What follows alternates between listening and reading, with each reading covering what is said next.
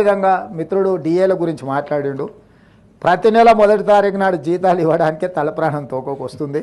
మా ప్రభుత్వ ఉద్యోగులకు నేను ఇక్కడ నుంచి విజ్ఞప్తి చేస్తున్నా, నెల నెల మొదటి తారీఖు నాడు జీతాలు తీసుకొని మనం ప్రభుత్వానికి కొంత సేవలు అందిద్దాము. కొంత సమయం పడుతుంది. ఈరోజు ఏమాత్రం ఏం చేసుకున్నా ఈ వ్యవస్థ కూడా దెబ్బతింటుంది. మన మొదటి తారీఖు నాడు జీతాలు ఇవ్వడానికి రిజర్వ్ బ్యాంకు దగ్గర అప్పుడప్పుడు చేబదులు అంటారు కదా అధ్యక్ష, ఊర్లలో అంటాం కదా, బ్యాంకు లోను షూరిటీస్ కాకుండా చేబదులు మళ్ళీ ఇస్తాం. 4,000 కోట్ల రూపాయలు చేబదులు చేసి ఫస్ట్ నాడు జీతాలు ఇచ్చిన అధ్యక్ష. రిజర్వ్ బ్యాంకును ఇంకో 4-5 రోజులలో నీకు సర్దుతా నాకు వచ్చేదాన్ని బట్టి చేబదులు ఇవ్వని రిజర్వ్ బ్యాంకులో 4,000 కోట్ల రూపాయలు తీసుకొని ప్రభుత్వ ఉద్యోగులకు మొదటి తారీఖు నాడు జీతాలు ఇచ్చిన అధ్యక్ష. అందుకే దయచేసి మా ప్రభుత్వ ఉద్యోగులకి ఈ ప్రభుత్వం మీది, అన్ని లెక్కలు మీ ముందరనే పెడతా.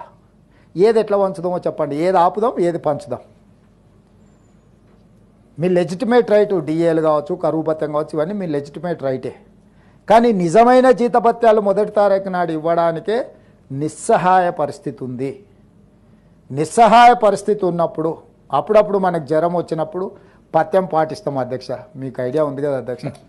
కొంచెం ఆరోగ్యం ఇట్లట్లయితే ఒక వారం రోజులు నాన్ వెజ్ తినడం మానేస్తాం, తెలుసు కదా అధ్యక్ష. మనం అట్లనే మనకి ఏదైనా పరిస్థితి, రాష్ట్ర ఆర్థిక పరిస్థితి కొంత బలహీనంగా ఉన్నది. మా ప్రభుత్వ ఉద్యోగస్తులందరినీ నేను విజ్ఞప్తి చేస్తున్నా, అదనంగా ఏం కోరికలు కోరకండి. అప్పుడప్పుడు మా వాళ్ళే కాబట్టి, కుటుంబ సభ్యులు కాబట్టి బెదిరిస్తారు, ధర్నా కోతాం, దీక్ష కోతాం, లేకపోతే బంధు పాటిస్తాం, లేకపోతే పెన్ను డౌన్ అంటారు, లేకపోతే అది డౌన్ అంటారు. ఏది డౌన్ అన్నా మొత్తం ప్రభుత్వం డౌన్ అయిపోతుంది. వాస్తవంగా అమ్ముదామన్నా మా దగ్గర ఏం లేదు, మా దగ్గర మా సొంతంది ఏదైనా ఉంది అమ్మి పెట్టినా సరిపోదు. మనందరం జపాన్లో ఒక పద్ధతి ఉంది, నిరసన తెలపాలనుకుంటే ఒక 2 గంటలు ఎక్కువ పని చేస్తారంట అక్కడ ఉత్పత్తి.